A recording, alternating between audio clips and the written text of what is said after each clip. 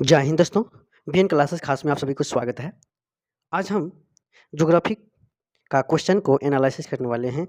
तो 15 तारीख का जो एग्ज़ाम हुआ था, उसी का क्वेश्चन ज्योग्राफी से 1 से लेकर के 40 क्वेश्चन को हम अभी-अभी एनालिसिस करने वाले हैं। तो आप लोग इन सभी क्वेश्चन को आप लोग जो अभ्यर्थी एग्ज़ाम दे कर के आए हैं, वो सब अपना आंसर को मिला लीजिएगा, ठीक है? तो चलते हैं हम लोग क्वेश्चन नंबर 1 की तरफ। क्वेश्चन नंबर 1 से हम लोग देखते हैं, स्टेप बाय स्टेप आगे की तरफ बढ़ते जाएंगे। तो यहाँ पे दिया है आपका कि नोकरेक क्या है? नोकरेक चोटी स्थित है। कहाँ स्थित है? वो कहाँ है वो हमें याद करना होगा, है ना? तो कौन सा ऑप्शन होगा? मेघालय, असम, त्रिपुरा, उपयुक्त में से एक से अधिक या उपयुक्त में से कोई नहीं। कौन सा आंसर होगा ए का? तो ऑप्शन नंबर आपका होगा Meghalaya is a right answer. Option number A होगा, ठीक है? Option number A is a right answer. फिर यहाँ पे देखते हैं 2 नंबर क्वेश्चन। 2 नंबर क्वेश्चन दिया है कि राजस्थान के नागौर, बीकानेर, जोधपुर और जैसलमेर राष्ट्रीय स्तर पर किस खनिज का 80% से अधिक उत्पादन करते हैं? तो कौन सा राइट आंसर होगा? तो ऑप्शन नंबर आपका जिप्सम होगा। Option number B is a right answer. बढ़ते हैं अगला क्वेश्चन। मैं जितने भी क्वेश्चन को अभी हम आंसर करवाने जा रहे हैं दोस्तों, वो आपका 100% राइट होंगे। सिर्फ मैं बता देंगे कि जो क्वेश्चन में डॉट है, उन डॉट क्वेश्चन को हम ये भी हम बोल देंगे कि एक क्वेश्चन जो है डॉट है, ठीक है? चलिए, क्वेश्चन नंबर आपका 3 नंबर है, बूढ़ी गंडक एवं कोसी दोआब की मुख्य कृषि फसलें हैं। तो कौन सा राइट आंसर होगा? तो इसका राइट आंसर आपको कौन होगा? तो ये मक्का भी होगा, चावल भी होगा, गेहूं भी होगा, यानी कि आपका राइट आंसर डी होगा। इनमें से एक से अधिक। बढ़ते हैं अगला क्वेश्चन। अगला क्वेश्चन आपका दिया है 4 नंबर के कि बिहार के कुल भौगोलिक क्षेत्र के कितने प्रतिशत भाग पर वास्तविक वन विस्तृत है? वास्तविक वन विस्तृत की बात कहा जा रहा है। तो यहाँ पे राइट आंसर आपका कौन सा ऑप्शन होगा? तो ऑप्शन नंबर ए होगा, 5.92% होगा, ठीक है? तो option number A is right answer. बढ़ते हैं अगला क्वेश्चन। अगला क्वेश्चन आपका है 5, वाल्मीकि राष्ट्रीय उद्यान की स्थापना कब किया गया है? तो वाल्मीकि राष्ट्रीय उद्यान की जब बात हो, स्थापना कब किया गया है, तो इसका जो है ए जो है आपका राइट आंसर क्या होगा? तो ऑप्शन नंबर सी होगा। क्या होगा? सी। सी इज ए राइट आंसर। क्या होगा? सी इज ए राइट आंसर। लेकिन यहाँ पे वन्यजीव अभ्यारण्य की बात किया जाए, वाल्मीकि वन्यजीव अभ्यारण्य, तो वो आपका 1978 में हुआ था, ठीक है? लेकिन बाद में जो इसका राष्ट्रीय उद्यान के रूप में किया गया, तो वो आपका राइट आंसर क्या हो जाएगा? तो 1990 इज राइट आंसर। बढ़ते हैं अगला क्वेश्चन। 6, कोसी बांध परियोजना का अंग नहीं है ना? तो कौन सा ऑप्शन होगा जो कोसी बांध परियोजना का अंग नहीं है ना? तो ए आपका कौन सा राइट आंसर होगा? तो पश्चिमी कोसी नहर, ये भी सही है। हनुमान नगर नेपाल अवरोधक बांध, ये भी सही है। पूर्वी कोसी नहर, ये भी सही है ना? लेकिन यहाँ पे कह रहा है नहीं की बात कर रहा है, तो नहीं के बाद क्या होगा? इनमें से एक से अधिक सही है, तो इसका आंसर हो जाएगा आपका E. E is a right answer. E is a right answer, ठीक है? नहीं की बात किया गया है, ठीक है? तो ये सब सही है। तो बढ़ते हैं अगला क्वेश्चन। फिर 7 नंबर क्वेश्चन दिया है। 7 नंबर क्वेश्चन है कि बिहार में रेशमी वस्त्र बनाने का मुख्य केंद्र क्या है? तो आपका राइट आंसर क्या हो जाएगा? भागलपुर। क्या हो गया? भागलपुर। बढ़ते हैं अगला क्वेश्चन 8। 8 नंबर क्वेश्चन क्या कह रहा है? बिहार स्थित डालमिया नगर के मुख्य उद्योग है, ठीक है? डालमिया नगर का मुख्य उद्योग केंद्र स्थित है, तो कौन सा ऑप्शन होगा? तो option number B is a right answer. कागज, सीमेंट, चीनी, वनस्पति तेल, ठीक है? ये सभी होगा और रासायनिक पदार्थ सभी होता है। बढ़ते हैं अगला क्वेश्चन 9। 9 नंबर क्वेश्चन दिया है कि बिहार के हाजीपुर में रेलवे कौन सा क्षेत्र मंडल के मुख्यालय है? तो ये तो सबको पता होगा दोस्तों, है ना? पूर्वी मध्य रेलवे के अंतर्गत आता है। हाँ, पूर्व मध्य रेलवे के अंतर्गत आता है, वो याद रखेंगे। बढ़ते हैं अगला क्वेश्चन 8। 8 नंबर क्वेश्चन है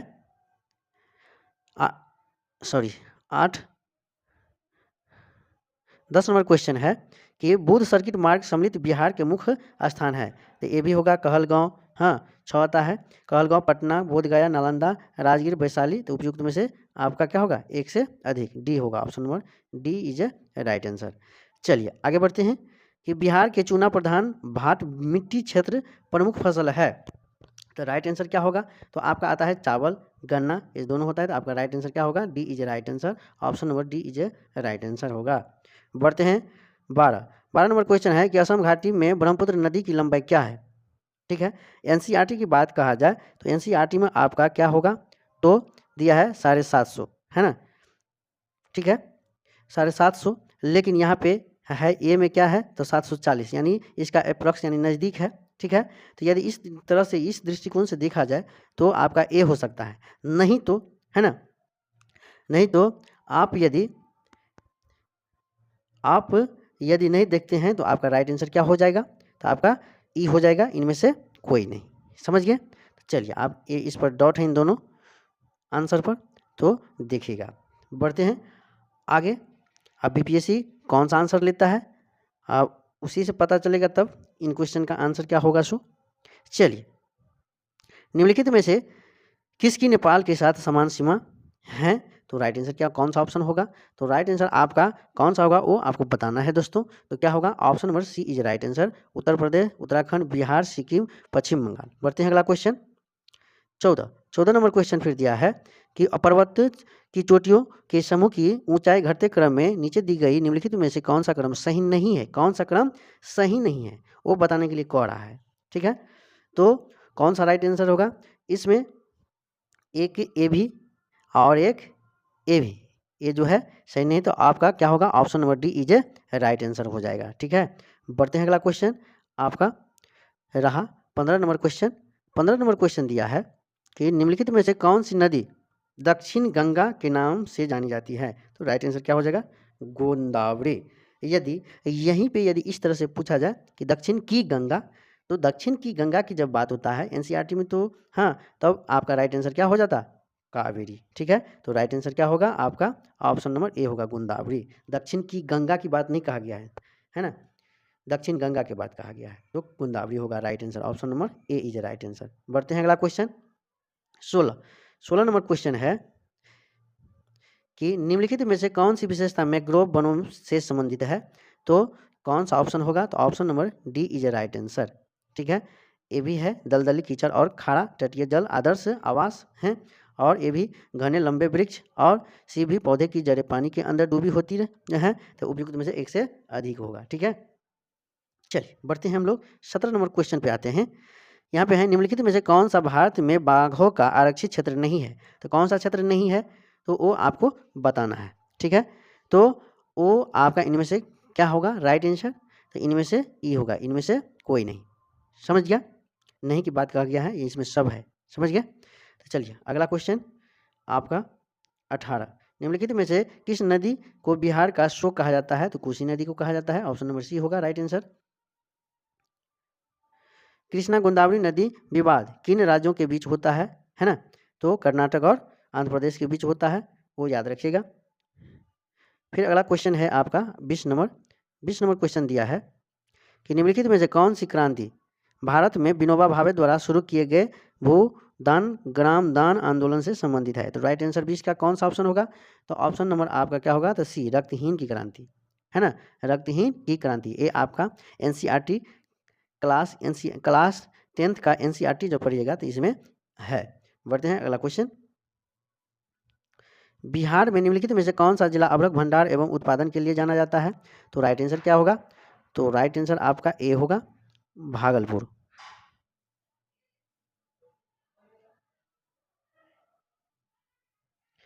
तो यहाँ पे दिया गया है फिर 21 नंबर क्वेश्चन कि बिहार में निम्नलिखित में से कौन सा जिला अभ्रक भंडार एवं उत्पादन के लिए जाना जाता है, तो आपका कौन सा राइट आंसर होगा, तो आपका राइट आंसर डी होगा, जमुई गया भागलपुर। ठीक है, बढ़ते हैं अगला क्वेश्चन आपका आंसर होगा डी। यहाँ पे भारत में 1855 में प्रथम जूट उद्योग स्थापित किया गया था, कहाँ, तो रिसरा। कहाँ है, रिसरा जो कहाँ पड़ता है, तो पश्चिम बंगाल में पड़ता है, पश्चिम बंगाल में पड़ता है, वो याद रखिएगा दोस्तों। ठीक है, अगला क्वेश्चन फिर दिया है आपका 23 नंबर क्वेश्चन है कि 8 डिग्री चैनल भारत को किस देश से अलग करता है, तो आपका राइट आंसर क्या होगा, Maldives. Option number A, option number A is right answer होगा, जो आपका क्या होगा आंसर, मालदीव, जो मालदीव और लक्षद्वीप को अलग करता है। ठीक है, बढ़ते हैं अगला क्वेश्चन। 24 नंबर क्वेश्चन है, चुंबी घाटी स्थित है, तो चुंबी घाटी स्थित है आपका कहाँ, तो चुंबी घाटी आपका यहाँ पे सिक्किम और तिब्बत के मध्य में है, सिक्किम और तिब्बत के मध्य में, ऑप्शन नंबर बी होगा। बढ़ते हैं अगला क्वेश्चन 25 नंबर क्वेश्चन है कि नवीनतम अध्ययनों के अनुसार एशियन प्लेट से भारतीय प्लेट के टकराने का प्रथम बिंदु के रूप में पहचाना गया है, तो क्या आंसर होगा, तो ए, ऑप्शन नंबर ए, लाटो ले लद्दाख। ठीक है, तो ऑप्शन नंबर आपका ए होगा आंसर। बढ़ते हैं अगला क्वेश्चन आपका फिर 26 नंबर क्वेश्चन देखना है। 26 नंबर क्वेश्चन है कि गंगा के ऊपरी मैदान की दक्षिणी सीमा रेखा का निर्धारण करती है, तो कौन सा राइट आंसर होगा 26 का, 26 का आपका होगा विंध्यन पहाड़ी, ऑप्शन नंबर बी होगा राइट आंसर। बढ़ते हैं अगला क्वेश्चन आपका 27 नंबर क्वेश्चन है कि चंबल नदी के प्रवाह तंत्र का प्रकार है, तो कौन सा प्रकार है, तो वो राइट आंसर आपका 27 का क्या होगा, तो ऑप्शन नंबर बी, अध्यारोपित प्रवाह। बढ़ते हैं अगला क्वेश्चन 28 नंबर क्वेश्चन दिया है कि मानसून की उत्पत्ति की तापीय विचारधारा के प्रतिपादक व समर्थक है, तो कौन सा आंसर होगा 28 का, तो एमंड हेली ये राइट आंसर होगा। आप लोग मिलाते चलिए, कितना आता है वो जब हो जाए तो कहिएगा। लेकिन फिर इसके बाद आपका 2011 की जनगणना के अनुसार भारत के आपका 29 नंबर क्वेश्चन है कि भारत में शीतकालीन क्या है, भारत में शीतकालीन में सर्वाधिक वर्षा प्राप्त करने वाले स्थान है, शीतकालीन में, जिसको कहते हैं लौटते हुए मानसून, है ना। तो 29 का राइट आंसर क्या होगा, ऑप्शन नंबर ए होगा, कोरोमंडल तट, है ना। ऐसे जो होता है तो इसको, इस तमिलनाडु वाले भाग को हम कहते हैं क्या, कोरोमंडल तट। ठीक है, तो यहाँ पे लौटते हुए मानसून क्या होता है, वर्षा करती है। ठीक है, तो बढ़ते हैं अगला क्वेश्चन आपका कोरोमंडल होगा। यहाँ पे फिर नीलगिरी पहाड़ियों पर पाई जाने वाली वनस्पति का समान प्रकार है, तो राइट आंसर क्या होगा, तो राइट आंसर आपका 30 का कौन सा होगा, तो समशीतोष्ण कटिबंध, ऑप्शन नंबर बी होगा। जब जब हम लोग पहाड़ी इलाका में जब ऊपर की तरफ जाते हैं, चढ़ते हैं, तो हमारे तापमान में क्या होता है, वृद्धि होता है कि कमी होता है, तो तापमान में कमी होता है, घटने लगता है। ठीक है, बढ़ते हैं अगला क्वेश्चन 2001-11 के दशक में भारत की दशकीय जनसंख्या वृद्धि दर क्या रही है, तो राइट आंसर आपका कौन सा ऑप्शन होगा, तो ऑप्शन नंबर ए, 17.5%। ठीक है,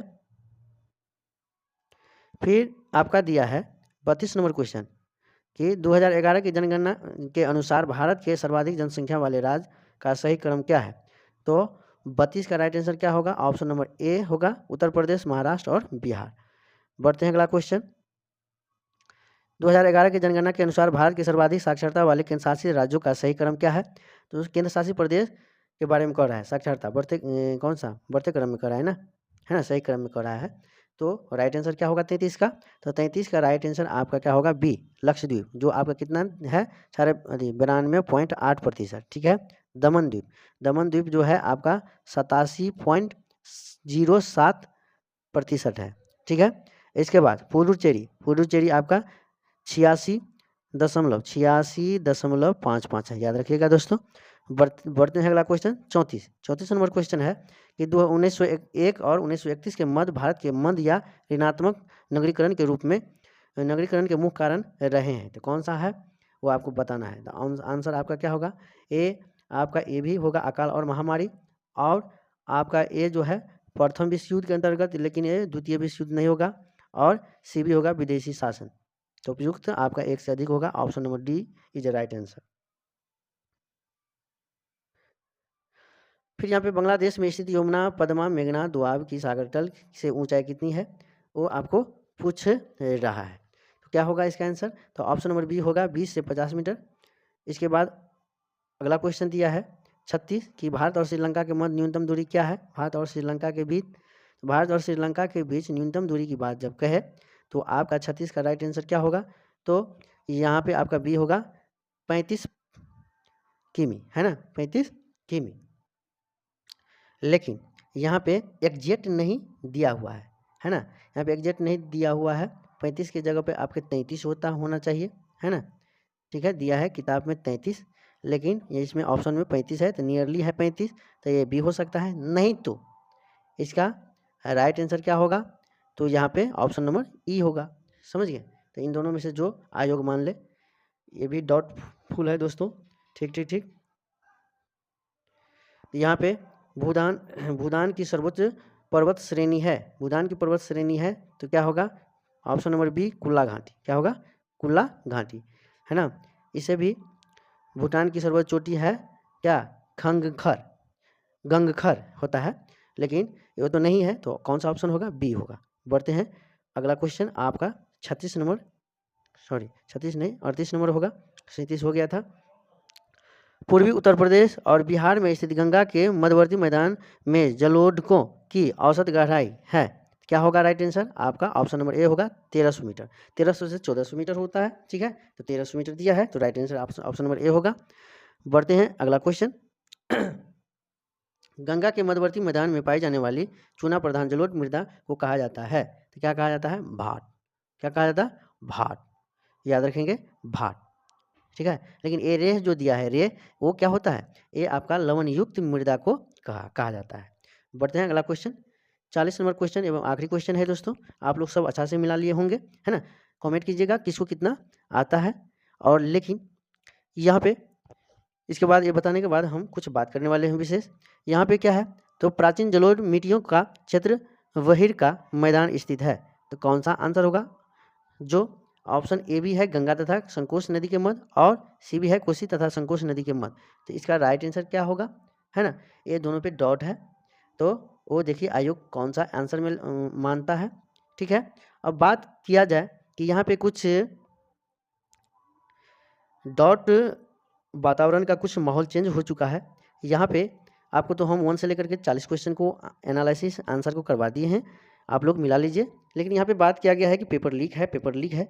अब सरकार किस तरह से इसका राय लेते हैं, है ना। सरकार के सामने कोई ऑथेंटिक प्रूफ तब तक हो आएगा नहीं, तब तक वो मानेगा नहीं, मानने वाला नहीं है, तो इसीलिए कोई ऑथेंटिक प्रूफ होना चाहिए, ठीक है।